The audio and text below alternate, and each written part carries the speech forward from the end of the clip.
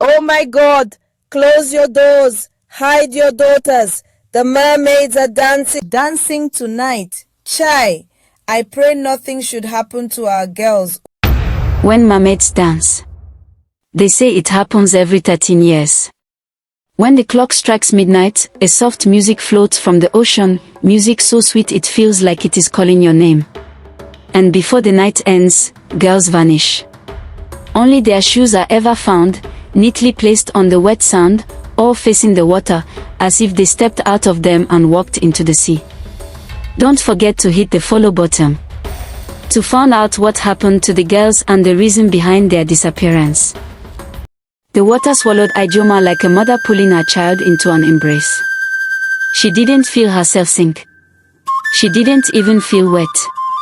Instead, she stood on something soft, like walking on clouds, yet when she looked down, there was no ground, only water stretching in every direction, glowing a deep, endless blue.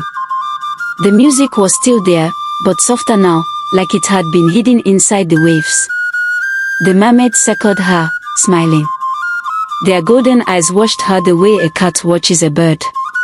One of them, tall with braided hair that shimmered like silver threads, took Ijeoma's hand. "You are welcome, river child," she said, her voice smooth and calm. "You have danced into our home." Ijeoma wanted to ask questions. Where am I? Why am I here? But her lips refused to move.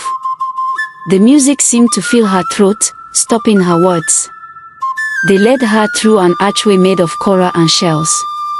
Behind it was a palace, brighter than any king's compound she had ever seen. Walls of pearl, floors of smooth crystal, lanterns glowing without fire. Inside, girls moved everywhere, some she recognized from her own village, others she had never seen. They were all beautiful, wearing long, flowing wrappers of colors Ijeoma didn't even know existed. But there was something wrong. They smiled, yet their eyes looked empty, like they had forgotten who they were. A girl serving water stopped in front of Ijeoma. She looked about 20, with thick braids and a soft round face. "You are new," the girl whispered quickly, her eyes darting around. "Don't eat anything they give you. Don't drink from the golden cups." Before Ijeoma could ask why, a mermaid appeared behind the girl, placing a hand on her shoulder. The girl's smile returned instantly, too quickly, like a mask. She walked away without another word. Ijeoma's heart raced. The tall mermaid returned with a golden bowl of fruits, shiny purple ones that glowed faintly, bright red ones that looked like they were dripping with honey. "Eat, my dear," the mermaid said sweetly. "Here, you will never know hunger or pain. Here, beauty and joy never end." Ijeoma's stomach growled, but she remembered the warning. She shook her head. The mermaid's smile faded just for a second. Ijeoma's heart raced. That night, Ijeoma was taken to a room made of glass walls, where she could see fish swimming outside. The bed was soft as feathers, but she couldn't sleep. The faces of the other girls kept flashing in her mind, their smiles, their empty eyes. Then she heard it. A whisper. She turned and saw the same girl from earlier, the one who warned her. "My name is Obi. I've been here for 7 years. I was taken from Sogby the last time the mermaids danced." Her voice trembled. "They keep us here as companions, dancers, and sometimes, they take our spirits to strengthen their own magic. That's why you must not eat or drink. The food will bind you to them forever."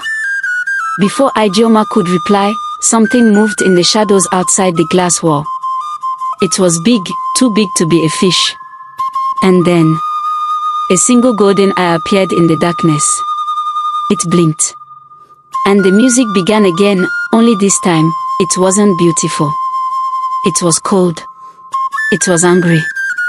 The golden eye pressed closer to the glass, its glow filling the room like a small sun.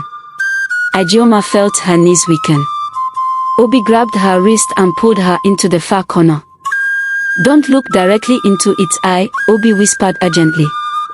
"That's the keeper." Ijeoma's voice shook. "Keeper of what?" Obi's lips trembled. Of our souls. The creature outside moved slowly, its shape hidden by the shifting water. Ijeoma could see long, snake-like coils sliding through the darkness, wrapping around the palace pillars. When it breathed, the water shimmered. Obi continued, her voice barely above a breath. The mermaids don't live forever on their own. Every 13 years, they dance and call young girls.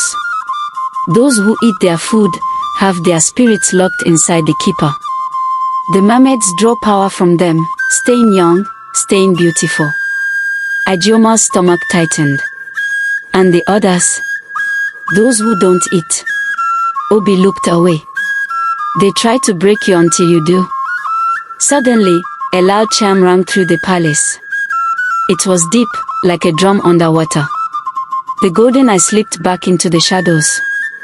The door to the room swung open, and two mermaids entered. Their smiles were wide, their teeth sharp in the lantern light.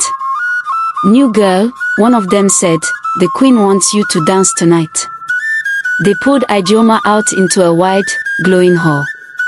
It was full of mermaids and human girls, all swaying to the strange, slow rhythm. The queen sat on a throne made from seashells taller than a palm tree.